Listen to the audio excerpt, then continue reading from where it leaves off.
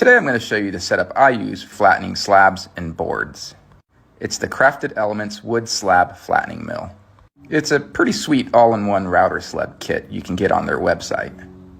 I'll start by affixing the guide rails to the top of my workbench. These will make up the x-axis.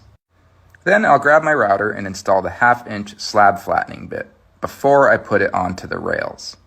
Doing this step beforehand makes installing the bit much easier. And from here I'll install the router assembly onto the guide rails. This assembly makes up the y-axis.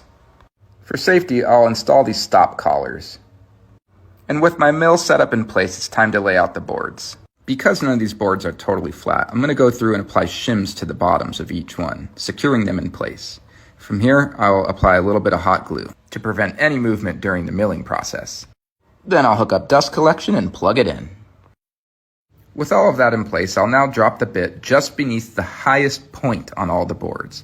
And then I'll begin flattening, lowering the bit slightly between each pass. From here, I'll flip the boards over and repeat the entire process over again.